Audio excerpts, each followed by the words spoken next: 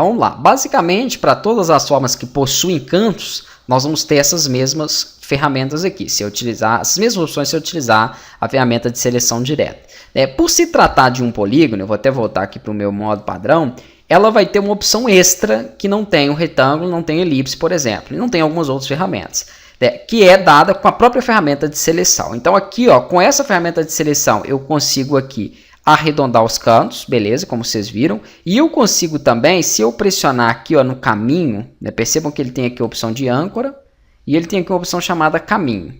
Vamos clicar aqui, ó, com o caminho você consegue alterar aí a posição do objeto. Aqui, ó, nós temos no eixo dele, nós temos um outro objeto, que é uma bolinha, Se você posiciona o mouse em cima dela, e várias ferramentas vão ter isso, ele coloca mais e menos. O que seria isso? Mais é para você aumentar a quantidade de lados do polígono. Arrastando para a esquerda, que é o lado do mais, ele vai aumentando.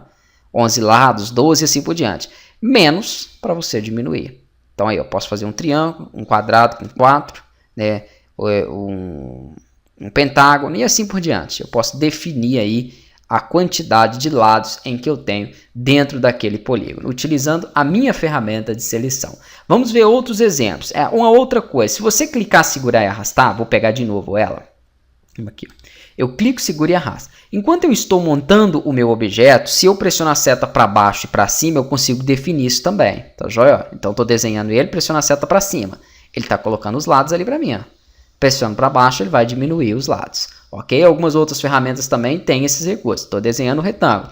Aqui, por exemplo, no retângulo, ó, ele não vai ter essa proporção. Ele vai ter o seguinte, para cima ou para baixo aqui para ele, ó, não vai fazer diferença. Ele não tem lados. A estrela já vai dar. Ó, pega a ferramenta estrela, clica, segura e arrasta. Quando eu pressiono para cima, mais pontas na estrela. Quando eu pressiono para baixo, menor o número de pontas ou menor o número de lados.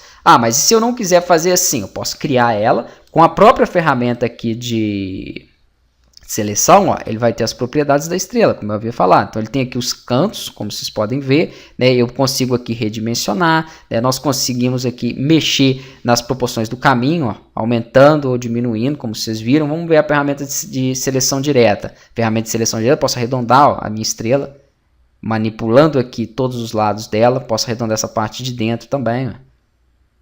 Ele vai ter aí os tipos de formatação, os tipos de definição para aquele objeto. Vamos ver se na opção aqui de Essentials, Clássico Essentials, eu tenho lados para minha estrela. Não, manteve a mesma configuração aqui para ela, tanto no traçado quanto na ferramenta. Então, para você mexer nos lados aqui, por exemplo, do objeto, quando você criar ele, basta pressionar para baixo e para cima. Ferramenta Clarão, vou tirar essas aqui, é mais usado para flyer, alguns projetos gráficos aí, utilizam-se essas ferramentas com alguns efeitos. Então aqui, ó, ele cria na verdade uma elipse, como se fosse, com um clarão, uma luminosidade, tá? Aí você vai poder definir cores, definir as configurações dela. É um recurso que aplica aí gradiente, ele aplica mistura de cores, Então você pode definir aqui algumas propriedades para essa ferramenta e aplicar no fundo de um flyer, no fundo de um convite. É mais usado para isso. Aqui na ferramenta de seleção direta você pode definir também aqui cada um desses pontos,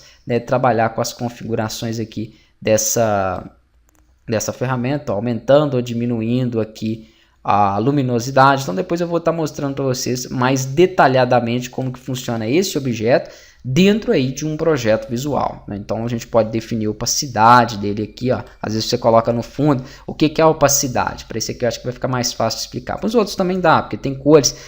Aqui eu coloco, por exemplo, 50. Ó. Percebam que ele ficou mais leve. Então ele não tem uma aparência tão forte como ele tinha antes. Tá, joia? Então isso aqui é muito comum você definir essas propriedades trabalhando aí com objetos. Vou deletar ele, vamos até fazer o seguinte para já fechar então a opacidade. Para quem não conhece aí Photoshop, não fez o curso de Photoshop antes, ou não tem nenhum outro curso que tenha visto isso, vou pegar aqui a minha ferramenta retângulo, vou desenhar um retângulo, vamos aplicar aqui uma cor para esse retângulo, ok, perfeito, e vou desenhar aqui, ó, pode ser outro retângulo, pegando um pedaço em cima dele.